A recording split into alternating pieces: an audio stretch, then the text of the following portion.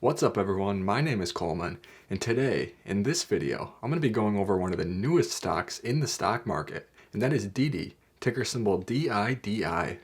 So let's waste no time and get right into it. Didi just went public on June 30th, and they're known as the Uber of China. The company was founded in 2012, and they provide app-based transportation services like ride-hailing, taxi-hailing, chauffeur, hitch, and other forms of shared mobility, as well as auto solutions, food delivery, freight, and financial services. Their platform provides services to over 493 million annual active users and powers 41 million average daily transactions. Didi's goal is to become the world's largest one-stop transportation platform. They're currently valued at $77 billion, which puts them as the number 2 ride-hailing company. They're ahead of Lyft, which is valued at $20 billion, but behind Uber, which has a market cap of nearly $95 billion. Didi is backed by some large companies too, including Uber. SoftBank, Tencent, Alibaba, Apple, Toyota, and Uber all own stakes in the ride-sharing company. Uber received its stake back in 2016 when they tried to compete with Didi in China. Uber was losing $1 billion a year in China, so they decided to sell Uber China to Didi in exchange for 17.7% of Didi.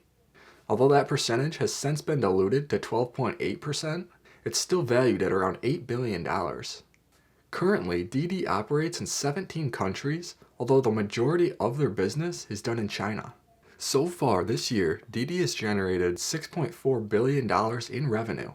Out of that number, $5.98 billion, or 93% of their revenue, was generated from their China ride-sharing business. The rest of their revenue was from their international business and other initiatives, which are operations like bikes, freight, and financial services. So why are people so bullish on this company? Well, I see 3 main reasons. First is that their TAM, or total addressable market, is expected to continue to grow. According to the CIC, mobility is a $6.7 trillion market globally, but shared mobility only makes up 2% of that. By 2040, the market is expected to reach $16.4 trillion, and shared mobility is projected to make up 23.6% of that market. Number 2 is that people are excited about Didi's international expansion.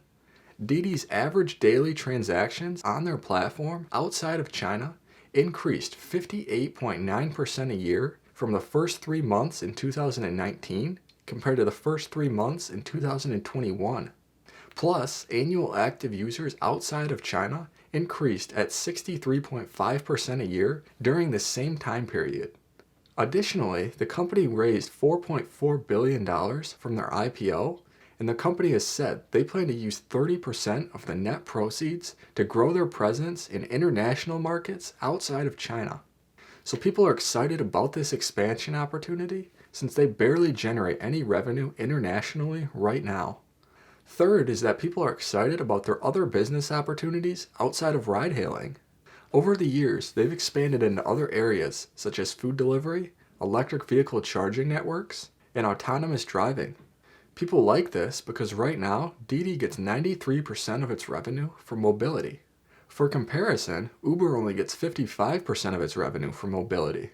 So there could be an opportunity for Didi to expand and diversify their revenue if they execute in these other business segments. So what are some risks with Didi? Well, let's touch on 3 of them. One of, if not the largest risk with Didi, is Chinese regulation. Recently, Chinese regulators launched an antitrust probe into Didi and whether the company is squeezing out smaller rivals. Alibaba was recently fined for similar practices, so it's possible that something like that could happen to Didi if regulators determine that they broke the rules. Additionally, China's cybersecurity regulators just launched an investigation into Didi. They ordered Didi to stop registering new users for the duration of this investigation, which typically lasts up to 30 days.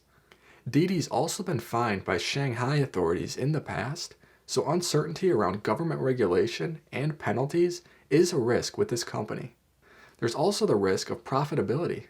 Didi has lost money each fiscal year since their inception, and last year they lost $1.6 billion.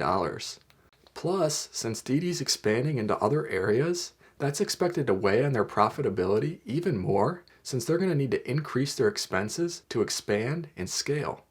The third risk with Didi is their VIE, or variable interest entity structure.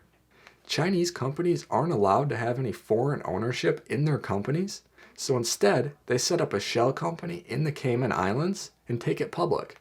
This is what Didi did, but there are a few risks with this structure. One of the main ones is that with VIEs, you don't own any of the Chinese company's assets and you have very few rights as a shareholder. So the Chinese company can do what they want with the assets and you won't have a say, which is a risk since there have been Chinese companies in the past that have moved assets to another company and screwed the shareholders. There are also other risks people are concerned about, such as competition and valuation. Either way, that's my 6-minute analysis of the company. If you liked the video, don't forget to hit the like button, and if you want to see more videos like this one, please subscribe down below and hit the notification bell. Thank you so much for watching, and I'll see you in the next one.